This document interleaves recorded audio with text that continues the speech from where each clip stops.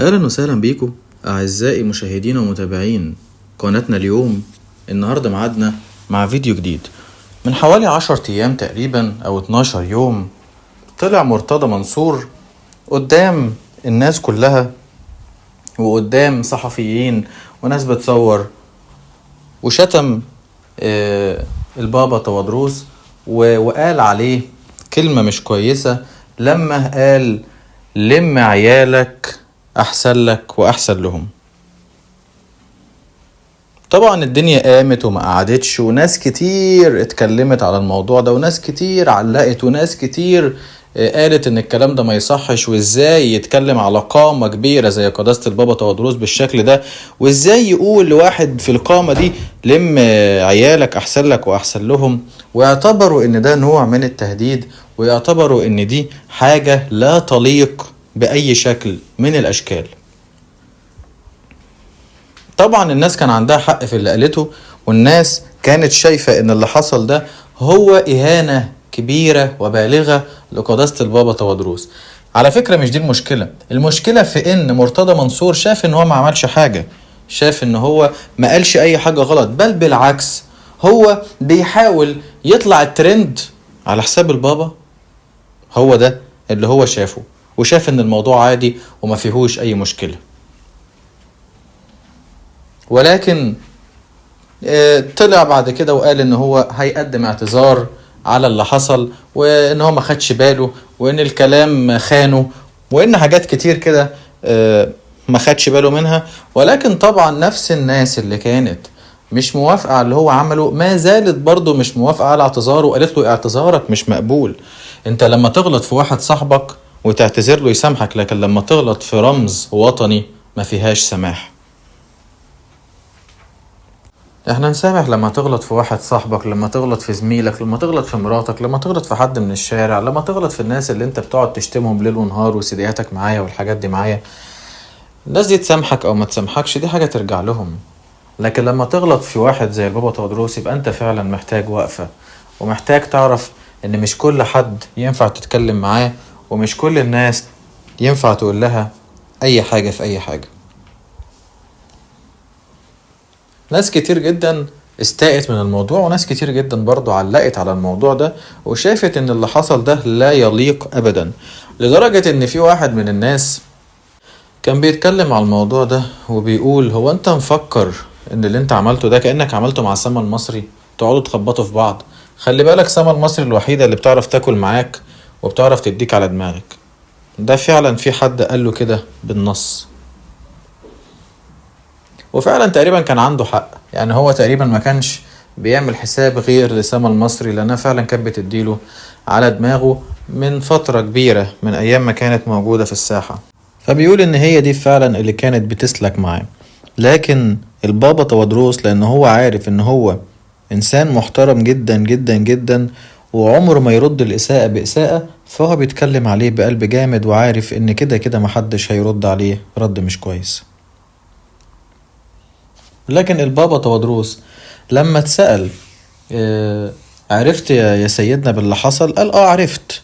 طب وردك ايه يا سيدنا؟ ردي نفتح الانجيل، افتحوا عبرانيين وهتلاقوا الآية اللي بتقول مخيف هو الوقوع في يدي الله الحي. هو ده ردي، هو ده ردي على اللي حصل، هو ده ردي على الإهانة. لكن ان انا ارد بإهانة لفظية لا تعليم المسيح ولا تعليمي انا ولا تربيتي. ده كان المجمل الفترة اللي فاتت. ولكن بقى في حاجة جديدة حصلت، وهي ان اسلام البحيري طلع بتصريح خلى الموضوع يعني يسخن شوية. قال ايه اسلام البحيري؟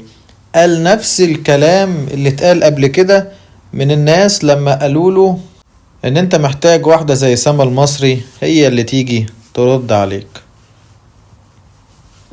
وفعلا نفس الكلام اللي هو قاله قبل كده قاله النهاردة تاني اسلام البحيري، وقال له فعلا هي دي اللي كنت ما تقدرش تبص لها بصة لما كانت تمسح بيك الارض وتغلط فيك. انت ما كنتش بتقدر تتكلم ولا كلمة، لان انت عارف ان ردها عليك مش هيعجبك، وانت كنت بتبقى عارف ان كده كده لو فتحت بقك هيحصل لك مشكلة بسبب الإهانة اللي هي هتعملها. كمل كلامه إسلام البحيري وقال: انت عارف كويس جدا ان البابا تودروس ده شخصية عظيمة في البلد. الرئيس السيسي نفسه أشاد بهذه الشخصية في كل مرة بيروح فيها الكاتدرائية، في كل مرة كان بيروح فيها في العيد لما كان يعيد على الكنيسة وعلى البابا، وكان يقول كلام من البابا. حتى في مرة قال: أنا هقتبس من أقوال البابا وهقول لكم على حاجة. وقال لما البابا تودروس قال وطن بلا كنائس أفضل من كنائس بلا وطن، وساعتها الرئيس السيسي قال له: أنا مش ناسيها لك يا سيدنا البابا، عمري ما هنسالك الجملة دي، لأن الجملة دي عكست قد إيه أنت راجل وطني، قد إيه أنت راجل محب لبلدك ووافي ليها. فعلشان كده أنت كنت متأكد إن البابا مش هيرد عليك، فعشان كده تماديت فيها. لكن لو البابا نفسه مردش بسبب إن هو إنسان مؤدب وإنسان محترم، ففي ناس كتير جدا ممكن ترد عليك، وبرضه هترد عليك باحترام وهترد عليك بأدب، ولكن هيوقفوك عند حدك، لأن اللي زيك انت مش عارف تقف عند حدك، انت مش عارف تسكت، انت عمال تغلط وخلاص. لما واحد زيك في يوم من الأيام كان رئيس أكبر نادي في البلد يعمل حاجة زي كده، سبت ايه للعيال الصغيرة؟ لما تقف تهين الناس، لما تقف تغلط فيهم، ده انت كنت في يوم من الأيام حد مسؤول، يعني انت كنت حد مسؤول. لكن انت كل اللي انت بتعمله امك ابوك